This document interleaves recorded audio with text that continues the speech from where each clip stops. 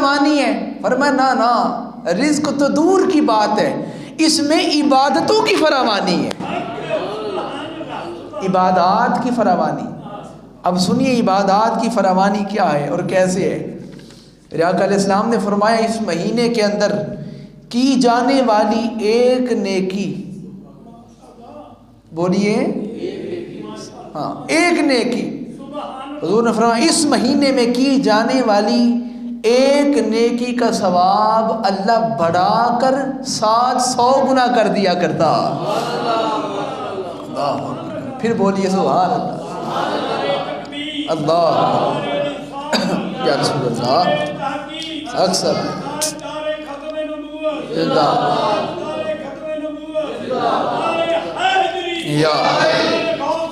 یا غوث اعظم دستگیر فرمایا فرمایا ایک نیکی کا ثواب، تو نے کسی کو ایک لقمہ کھلا دیا، ہائے ہائے، یہ دیکھیں نا کرم کی بارش کیا ہے، اللہ کی رحمت کیا ہے، بندوں کو بخشنے کا بہانہ کیا ہے۔ کہا تو نے ایک لقمہ کھلایا، اجر ایک کا نہیں دیں گے، 700 کا دیا جائے گا،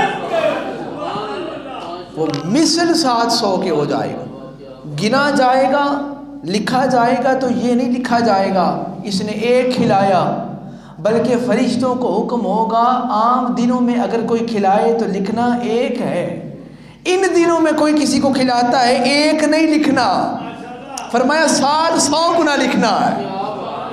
ہائے ہائے ہائے، اب یہ دیکھیں نا، اس سے بڑھ کر ابھی آگے بات چلے گی، اسی سے ریلیٹڈ ہوگی وہ بات۔ آگے فرماتے ہیں آقا علیہ السلام فرماتے ہیں کلو عمل ابن آدم، جتنے بھی انسان ہیں ان کے جو عمل ہیں، حضور فرماتے ہیں ان کے اندر اللہ تعالیٰ اسی طرح ایک ہوگا تو اسے ہر عمل کے تقوی اور نیت اور خلوص کے حساب سے اس میں اضافہ کرتا چلا جائے گا، جیسی نیت ہوتی جائے گی، جیسا خلوص ہوگا ویسا اسے اجر ملے گا۔ جس طرح ہمارے دوست ہیں نا، وہ روزہ رکھتے ہیں اور نماز عصر کے وقت کہہ رہے ہوتے ہیں بڑا لگ رہا ہے، کہتے ہیں کہ نہیں بڑا لگ رہا ہے، کیا دکھانا چاہ رہے ہیں کہ ہم نے روزہ رکھا ہے، اس کا یہ کہنا کہ میں نے روزہ رکھا، شو کرنا کہ میں نے روزہ رکھا۔ اب یہ کیا ہے، اب اسے سنیں، کل قیامت والے دن حضور فرماتے ہیں، اس سے ملتی جلتی حدیث سنا رہا ہوں، قیامت کا دن ہوگا، قاریوں کو بلایا جائے گا، کسے؟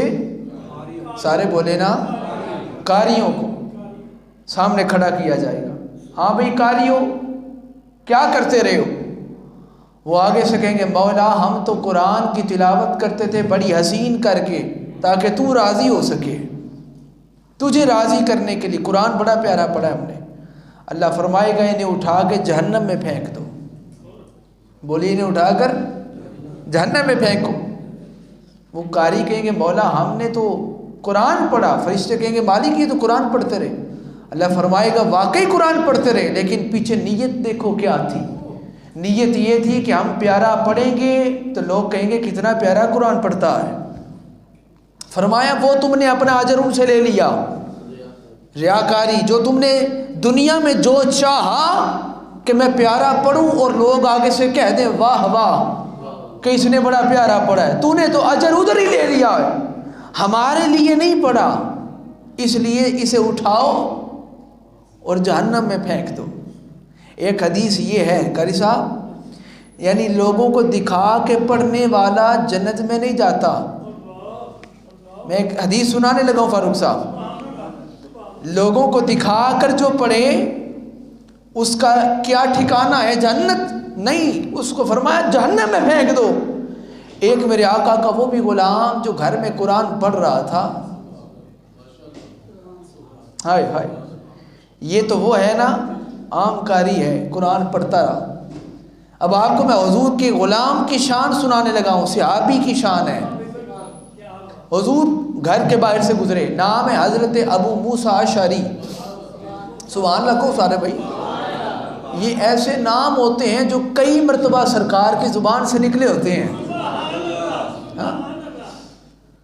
نام ہے حضرت ابو موسیٰ اشعری، گھر میں قرآن پڑھ رہے تھے، اور گھر میں قرآن پڑھ رہے ہیں، اور قسمت کیا ہے، مقدر کیا ہے کہ آمینہ کا لال گلی سے گزر رہا ہے، اور حضور گلی سے گزرتے گزرتے حضرت ابو موسیٰ اشعری کے دروازے پر رکے اور دیکھا کہ اندر قرآن پڑھا جا رہا ہے۔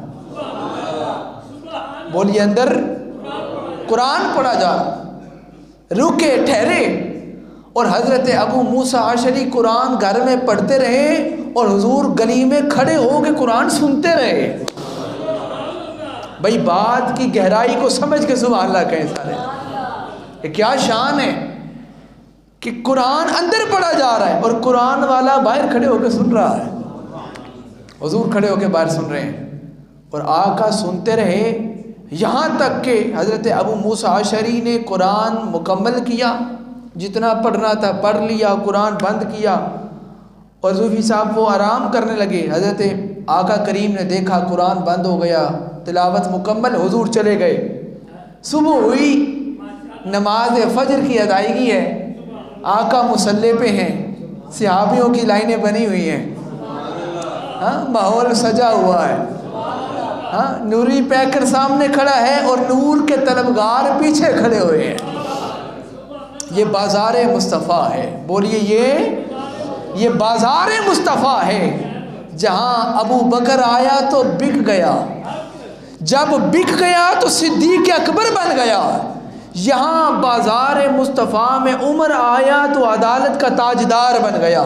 یہ وہ بازار ہے جہاں جو بھی آیا خالی نہ گیا، کوئی عدالت کا تاجدار، کوئی سخاوت کا تاجدار، کوئی صدق کا تاجدار، کوئی ولایت کا تاجدار بنتا چلا جاتا۔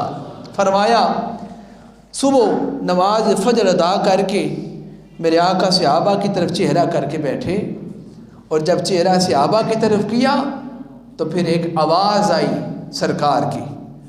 حضور نے فرمایا ابو موسیٰ اشعری، جس کا رات قرآن سن رہے تھے، اے ابو موسیٰ اشعری، حضور غلام حاضر ہے، فرمایا آگے تو آ اٹھ کے۔ حضرت ابو موسیٰ اشعری اٹھ کے قریب آئے، میرے آقا نے فرمایا ابو موسیٰ اشعری، تجھے علم ہے کہ رات میں تیرا قرآن سنتا رہا ہوں؟ کیا تجھے معلوم ہے کہ میں گلی میں کھڑے ہو کے تیرا قرآن سنتا رہا ہوں؟ اب حضرت ابو موسیٰ اشعری کا جملہ سنیں اور پھر آپ کو پتہ چلے گا مخلوق کیا ہے اور محبوب کیا ہے، پھر آپ کو اندازہ ہوگا۔ حضرت ابو موسیٰ اشعری نے آقا کی بات سنی تو عشق و محبت کے اندر سرشار ہو کے کہا یا رسول اللہ صلی اللہ علیہ وسلم، حضور مجھے پتہ ہوتا نا کہ میرا قرآن آپ سن رہے ہیں، حضور میں ساری رات قرآن پڑھتا رہتا۔ بولیے میں ساری رات قرآن پڑھتا۔